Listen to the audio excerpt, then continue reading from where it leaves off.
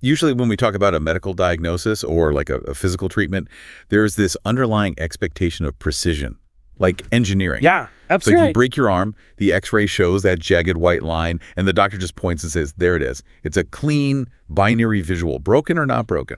Right. I mean, it is comforting to have that visual certainty. We inherently trust things we can see, and categorize with a rigid boundary. But then you step into the world of nanomedicine, the delivery of genetic therapeutics, and suddenly that x-ray machine is just broken. We are flying blind. We really are. We have these incredible world-changing mRNA medicines today, but getting them into the exact right organ in the human body is, frankly, a monumental puzzle. And a 2026 paper published in Nature Communications just revealed that the way scientists have been visualizing this puzzle for years is, well, it's completely wrong. Completely wrong. So for this deep dive, we're looking at a total paradigm shift in how synthetic medicine interacts with human biology. Exactly. The paper focuses on ionizable lipid nanoparticles, or LNPs, and this phenomenon known as the protein corona. Right. And what this research does is dismantle a deeply entrenched myth about how our bodies process these microscopic delivery vehicles. I mean, it literally changes the foundational physics of how we engineer future drugs. So let's start with the cargo itself for anyone listening who wants to get the base mechanics down. We hear a lot about messenger RNA, but why is it so incredibly hard to deliver? Why can't we just put mRNA in a syringe and inject it directly into the bloodstream? Well, it comes down to its physical and chemical vulnerabilities. First off, messenger RNA is just massive and incredibly fragile. How massive are we talking? So in molecular terms, we measure size in kilodaltons. A typical small molecule drug, like say a daily aspirin, is less than 1 kilodalton. Okay.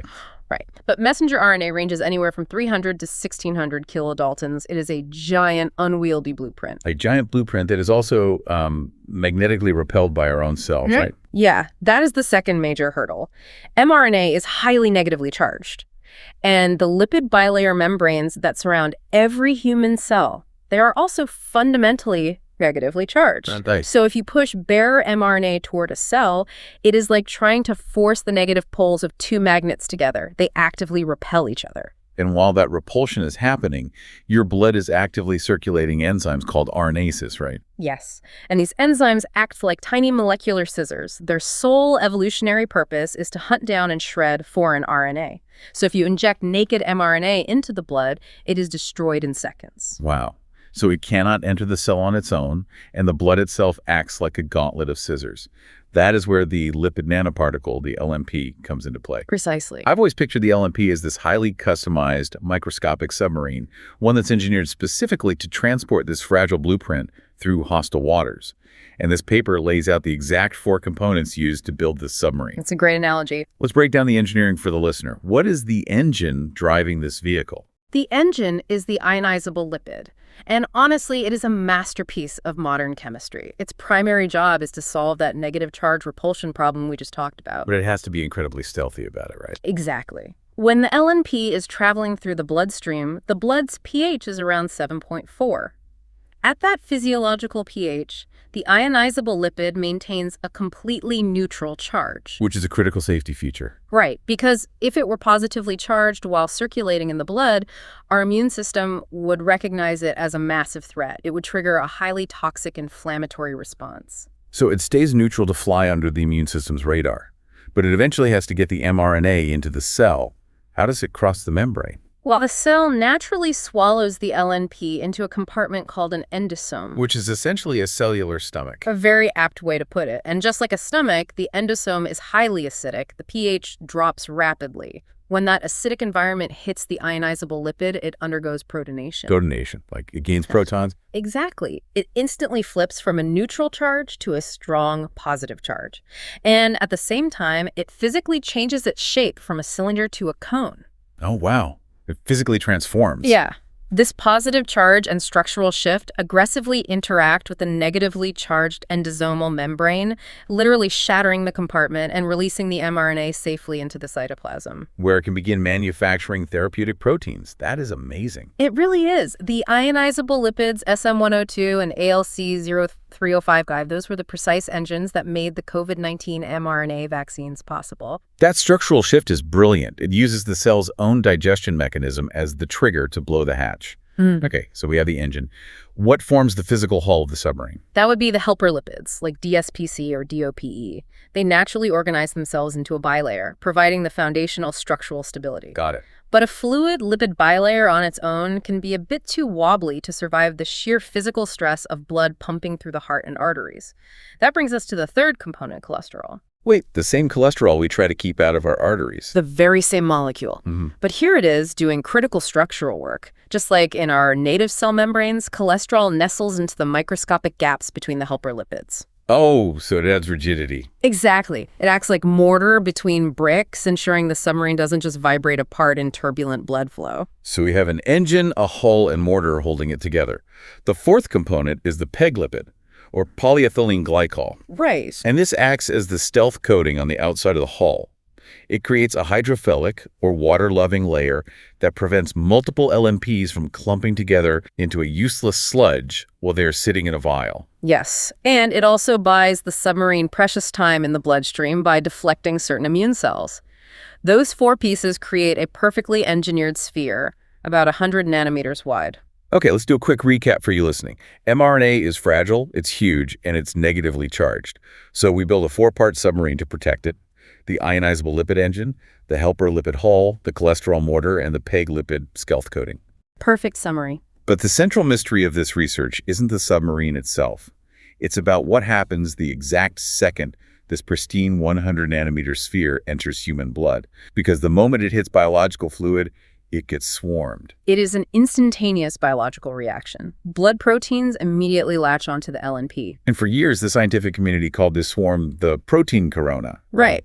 It essentially forms a biological disguise over the synthetic particle. And historically, the most scrutinized protein in this disguise is called apolipoprotein E, or ApoE. ApoE is fascinating because it accidentally acts as a highly specific VIP pass. It really does. Because the human liver, simply by its nature of filtering the blood, is absolutely covered in low-density lipoprotein receptors, or LDLRs. And those liver receptors act like giant biological fishing nets that are highly specifically tuned to catch ApoE. Exactly. So our synthetic submarine gets coated in an ApoE disguise, and the liver magnetically snags it out of circulation. Which is a triumphant success if you are trying to deliver a genetic cure for a hereditary liver disease. But it becomes a catastrophic roadblock if your goal is to deliver an mRNA therapeutic to, say, a tumor in the pancreas, or to lung tissue, or to the spleen. No matter how perfectly you engineer the payload for the lungs, the submarine keeps getting hijacked and pulled into the liver. Yeah, that's the core frustration of the field. So if I'm tracking the logic of nanomedicine, the obvious solution seems to be altering the disguise. If the ApoE proteins act as a VIP pass to the liver, scientists just need to engineer the submarine's hull to repel ApoE and pick up a completely different protein that has a VIP pass to the lungs. Right. And that has been the dominant strategy. Researchers have spent years tweaking the chemistry of the LNP to manipulate this corona. Give me an example. Well, for example, they discovered that if they added a positively charged helper lipid called DOTAP, the LNPs would bypass the liver and accumulate in the lungs. Oh, wow. Did they know why? The working theory was that the positive charge attracted a completely different protein from the blood-like vitronectin, which redirected the particle. But this Nature Communications paper reveals that the entire field was operating on a flawed visual assumption of how these proteins were actually attaching. This is the paradigm shift. It is. The working assumption was always the hard shell model. If we stick to our submarine metaphor, scientists pictured these blood proteins attaching like hard barnacles, locking onto the outside of a metal hull. Or, to use a simpler visual, a Velcro ball rolling across a carpet, picking up a thick, fuzzy layer of lint on its exterior.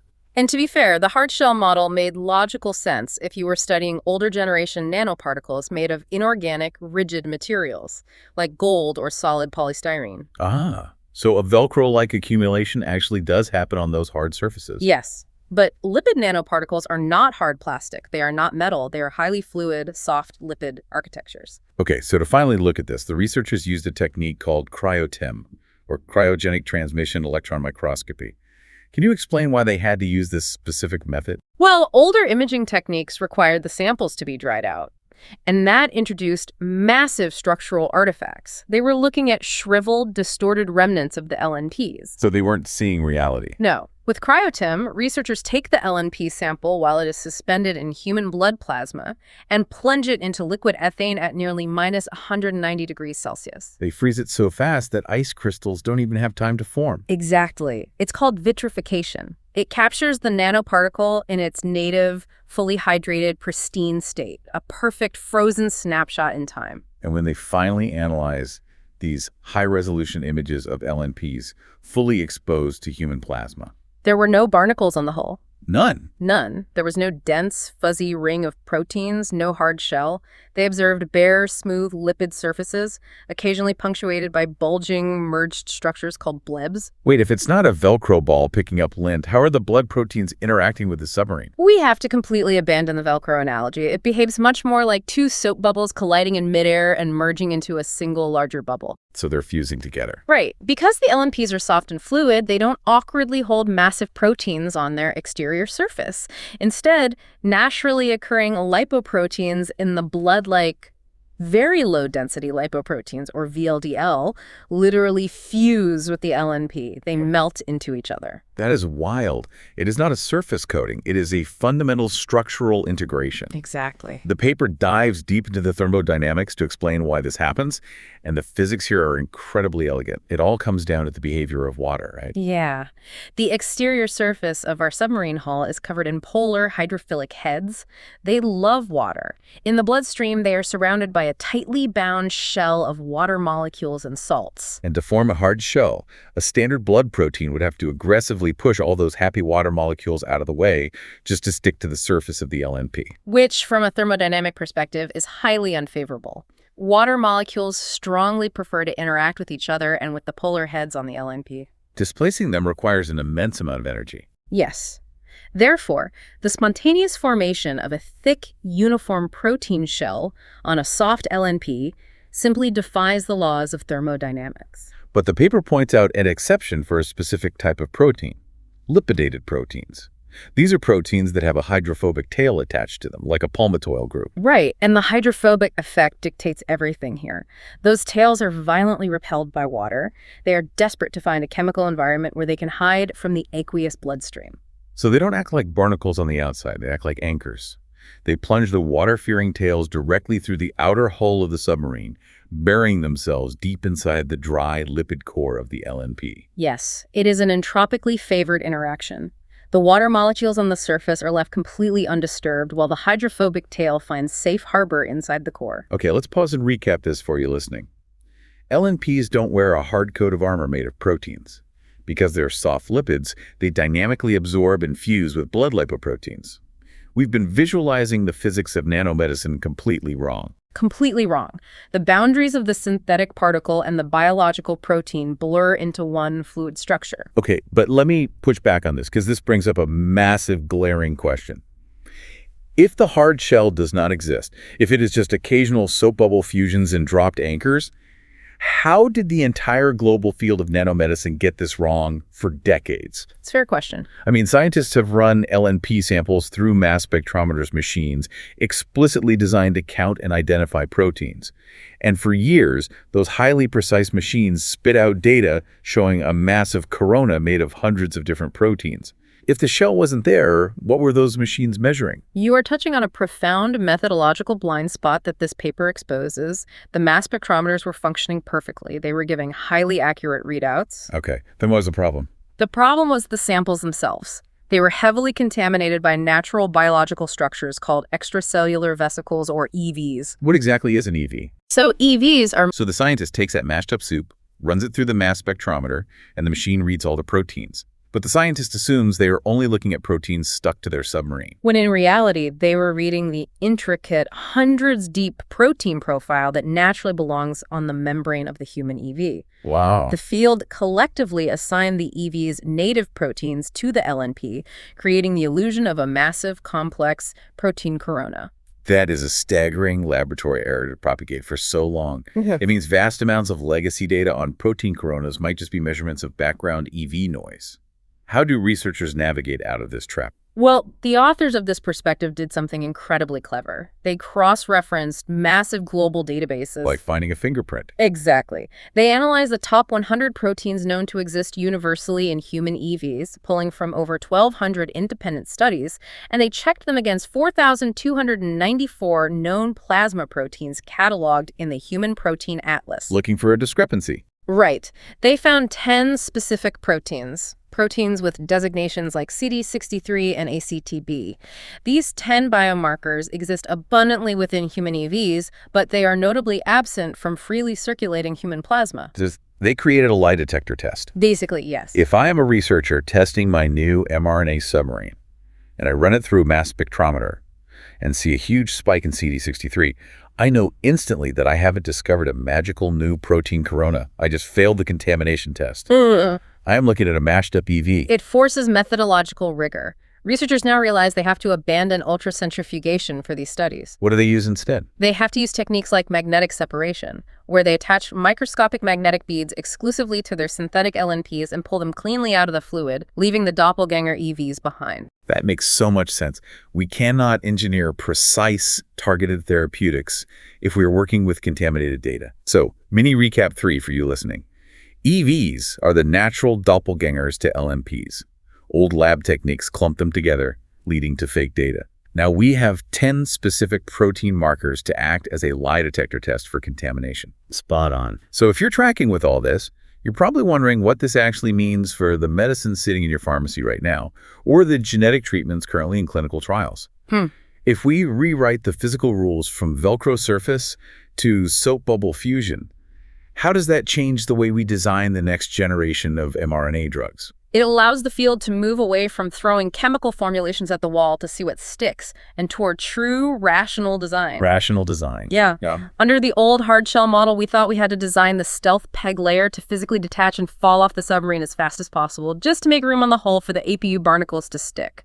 But now that we understand the mechanism is fusion, we can purposefully optimize the peg density and the ionizable lipid chemistry to actively invite specific lipoprotein fusions. We aren't hoping for a random surface coating. We are engineering a targeted merger. we are actively shaping the soap bubble to merge with the specific FedEx package we want. But the paper brings up an incredible concept here called dynamic identity. What does that mean? It goes deeper than just a single fusion event. An LNP's biological identity is not a static property. It doesn't enter the blood, fuse with one protein, and retain that exact shape until it reaches the liver or the lung. Oh, so it keeps changing. Right. As it circulates over minutes and hours, it is constantly exchanging lipid molecules with the blood. It is merging with various lipoproteins, shedding others, and continuously evolving its chemical makeup. It's a moving target. Taking a single snapshot of it in a lab beaker at minute 2 tells you almost nothing about what it looks like at minute 30. The biological interface isn't a fixed state. It's a fluid, constantly negotiating relationship between the synthetic medicine and the human body. So, recap 4. The bio-nano interface is a dynamic, fluid merging of man-made medicine and human biology, requiring completely new rules of engineering. Which introduces an incredibly wild variable for clinical application. Oh, right. Because if these LNPs rely on fusing with the patient's own naturally circulating lipoproteins to figure out where they're supposed to go, And the patient's own blood chemistry is half of the navigation system. that is huge. It really is. And a human's endogenous lipoprotein profile is not a fixed constant. It fluctuates drastically based on age, biological sex, metabolic status, and underlying diseases.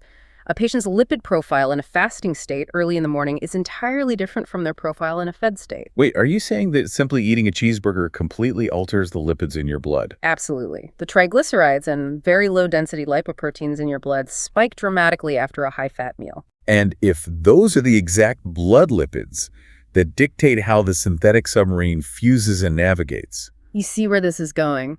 that leaves us with a truly fascinating, slightly uncomfortable thought for you to mull over. Could the exact same breakthrough mRNA medicine work perfectly for you at 8 in the morning while you're fasting, but fail to reach the target organ at 2 in the afternoon simply because the lipids from your lunch intercepted and altered the medicine's navigation system. It's a very real possibility we have to start accounting for. How will the future of personalized genetic medicine account for the deeply unique, ever-changing chemistry of your blood on any given hour of any given day? We just have to move past the rigid X-ray. We have to embrace the fact that biology is highly fluid, and our engineering must be just as dynamic. It is a murky landscape, but thanks to the rigorous unmasking of contamination and the mapping of these fusion mechanics, it is getting a little clearer every day. Thank you for joining us on this deep dive. Keep questioning the microscopic mechanisms shaping our future.